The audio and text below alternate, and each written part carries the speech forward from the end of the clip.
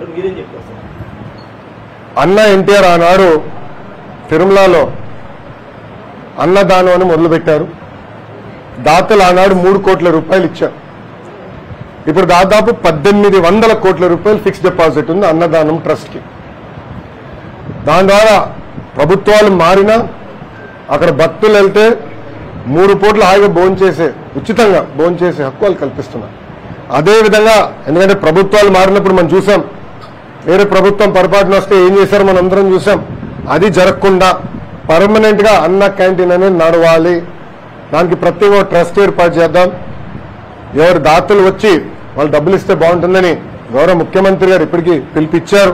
దాంట్లో భాగంగా ఒక కుటుంబం ఇప్పటికీ 5 కోట్లు 6 కోట్ల రూపాయలు ఇచ్చారు. నెలకి 1 కోటి రూపాయలు ఇస్తున్నారు. మా తల్లి భువనేశ్వరమ్మ కూడా మొన్న గౌరవ మున్సిపల్ అడ్మినిస్ట్రేషన్ శాఖ మార్చులు నారాయణ గారికి 1 కోటి రూపాయలు చెక్ గురిస్తాం జరిగింది. ఇట్లా అందరూ ముందలు రావాలి. ఇదొక పవిత్రమైన బాధ్యత మంది. ఆకలి లేని ఆంధ్ర రాష్ట్రం తీర్చిదిద్దాల్సిన బాధ్యత మనందరి పైన ఉంది. కలిసికట్టుగా మనం అది సాధించగలుగుతాం. ప్రభుత్వ ఆలోచన ఒకటే, ఒక ట్రస్ట్ ఏర్పాటు చేయాలి, ఫిక్స్డ్ డిపాజిట్ ఉండాలి. ప్రభుత్వాలు పొరపాటున మారినా ఎట్టి పరిస్థితుల్లో అన్నా క్యాంటీన్ అనేది ఆగకూడదు.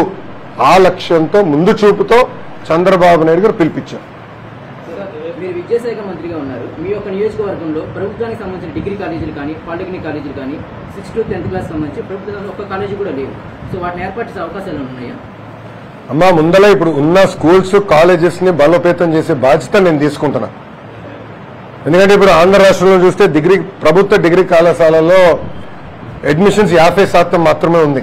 సో అడ్మిషన్స్ పెంచాల్సిన బాధ్యత ఒక విద్యాశాఖ మంత్రిగా నా పైన ఉంది. అదేవిధంగా స్కూల్స్ వచ్చేగల ఈ ప్రభుత్వం చేతగానితనం వల్ల గత 2 సంవత్సరాల్లో 2 లక్షల మంది విద్యార్థులు తగ్గిపోయారు ప్రభుత్వ పాఠశాలలు.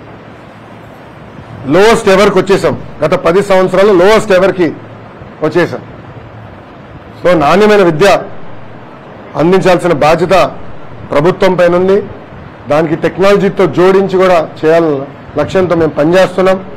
ప్రభుత్వంలో కూడా చాలా క్లియర్గా ఈ ఎంఈఓస్ ఉపాధ్యాయులు టీచింగ్ అవుట్కమ్స్ పైన ఫోకస్ చేయాలి. ప్రైవేట్ రంగంతో పోటీ పడాలని నేను చాలా స్పష్టంగా చెప్పా. ఇన్ఫ్రాస్ట్రక్చర్ మెయింటెనెన్స్ అంతా కూడా ఎస్టేట్ మేనేజర్ అనే పేరుతో మనం కోఆర్డినేట్ చేయాలని ఇప్పటికీ నిర్ణయించుకున్నాం. సో నేను మంత్రి ఇంకా 100 రోజులు కూడా అవ్వలేదు. ఇంకా నాకు సబ్జెక్ట్ మీద గ్రిప్ రావాల్సిన చాలా అవసరం ఉంది. ఎందుకంటే కేజీ నుంచి పీజీ స్కిల్ డెవలప్మెంట్ కూడా నాకు కింద ఉంది కనుక నేను మొత్తం ఇప్పుడు సమీక్షలు చేస్తున్నాను. కొంచెం విద్యా వ్యవస్థని సెట్ చేయాల్సిన బాధ్యత నా పైన ఉంది. తూచా తప్పకుండా నేను చేస్తాను. జగన్ ఎక్కడ మీటింగ్ పెట్టినా ఎక్కడ మాట్లాడినా ముందు మీ శాఖకు సంబంధించి తల్లికి వందనం గురించి మాట్లాడుతున్నారు. 15,000 ఎంతమంది అంతమందికి ఇస్తామని విమర్శ చేస్తున్నారు. దాని గురించి ఆల్రెడీ అసెంబ్లీలో క్లారిటీ ఇచ్చారు. అయినా కానీ వాళ్ళు విమర్శ చేయడం ఎలా చూస్తారు? జగన్మోహన్ రెడ్డి గారు సైకో అనుకున్న ఇన్నాళ్ళు, ఇప్పుడు ఫేక్ కూడా. అంటే ఒక అబద్ధాన్ని 10 సార్లు చెప్తే నిజమవుతుందని సామెత ఉంది. అట్లా చెప్తా ఉంటారు అబద్ధాలు. అందుకే ఫేక్ జగన్ అని ముద్దుగా పేరు పెట్టిన.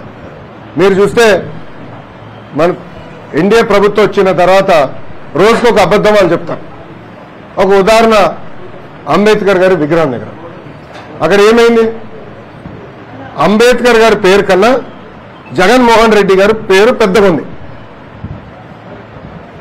బాధపడిన కొంతమంది దళిత యువకులు వెళ్ళి అది పీకేశారు. ఏం పీకేశారు? జగన్మోహన్ రెడ్డి గారి పేరు పీకేశారు. తొలగించింది జగన్మోహన్ రెడ్డి గారి పేరు, ఇంకేం చేయలేదు వాళ్ళు. ఒక ఇటుక ఎరగలేదు, అక్కడ ఒక చెట్టుకి ఎలాంటి ఇబ్బంది లేదు. కానీ ఇప్పుడు అది పెద్ద గోల్ చేస్తున్నారు. ఏదో అయిపోయింది. ఈ సభలో అడుగుతున్న వాళ్ళందరినీ విదేశీ విద్య అంబేద్కర్ గారి పేరు పెట్టింది ఆనాటి ప్రభుత్వం, తెలుగుదేశం ప్రభుత్వం. మళ్ళీ అంబేద్కర్ గారి పేరు తీసి జగన్మోహన్ రెడ్డి గారి పేరు పెట్టింది ఎవరు? జగన్మోహన్ రెడ్డి గారి ప్రభుత్వం. దానికి సమాధానం చెప్పండి. అందుకే ముద్దుగా ఫేక్ జగన్ అని పెట్టిన. అబద్ధాలు చెప్తానే ఉంటాడు. 2019 అబద్ధాలు చెప్పే ముఖ్యమంత్రి అయ్యాడు. ప్రతిపక్షానికి వచ్చిన తర్వాత కూడా, పులివెందుల ఎమ్మెల్యే అయిన తర్వాత కూడా అబద్ధాలు ఈరోజు చెప్తున్నారు. ఆల్రెడీ సెర్చ్ కమిటీ ఏర్పాటు చేయాలి. త్వరలోనే శాశ్వత వీసీలు ఏర్పాటు చేస్తాం. సెర్చ్ కమిటీ రావాలి, కూర్చోవాలి, అప్లికెంట్స్ కూడా అప్లై చేయాలి. ఆ ప్రక్రియను మొత్తం త్వరగానే పూర్తి చేస్తాం. మీ ఇంటి మీద దాడికి వచ్చిన జోగి రమేష్ తనయుడిని అరెస్ట్ చేస్తే కూటమి ప్రభుత్వం పాలన మీద కంటే కక్ష సాధింపులు చేయడానికి ప్రాధాన్యత ఇస్తుందంటే మన కామెంట్ చేశారు. రెడ్ బుక్ లో నేను ఏం చెప్పా? రెడ్ బుక్ గురించి నేను చాలా క్లారిటీ ఇవ్వాలనుకుంటున్నాను ఈరోజు. నా ప్రతి స్పీచ్ చూడండి, ఎవరైతే చట్టాలు ఉల్లంఘించి కార్యకర్తల్ని ప్రజల్ని ఇబ్బంది పెట్టారో వాళ్ళని నేను వదిలిపెట్టాను అని స్పష్టంగా హామీ ఇచ్చాను. మళ్ళీ రిపీట్ చేస్తున్నా, చట్టాలు ఉల్లంఘించిన ఓకే. జోగి రమేష్ గారు అబ్బాయి ఏం చేశాడో ప్రజలు తెలుసుకోవాలి. అగ్రిగోల్డ్ భూమి పత్రాలు తీసుకుని ఫేక్ పత్రాలు సృష్టించి అతని పేరుపై ట్రాన్స్ఫర్ చేసుకుని అమ్మేశాడు. అగ్రిగోల్డ్ బాధితులు చాలా మంది ఇప్పటికీ ఇబ్బంది పడుతున్నారు. వాళ్ళకి రావాల్సిన డబ్బులు ఇంకా చాలా ఉన్నాయి. అగ్రిగోల్డ్ భూములపైన ఫేక్ పత్రాలు సృష్టించి అమ్మేశాడు, డబ్బులు సంపాదించాడు. అంటే యాక్షన్ తీసుకోకూడదా? తెలుగుదేశం, జనసేన, భారతీయ జనతా పార్టీ ప్రభుత్వం రేపు లిక్కర్లో కూడా యాక్షన్ తీసుకుంటాం, ఇసుక దండాల్లో కూడా యాక్షన్ తీసుకుంటాం. అంటే అడ్డగోలుగా ప్రజల భూమి దోచేసినా మేమేం పట్టించుకోకూడదా? నేను ఆనాడు హామీ ఇచ్చా, ఊరూరు మాట్లాడా ఎర్ర బుక్ గురించి.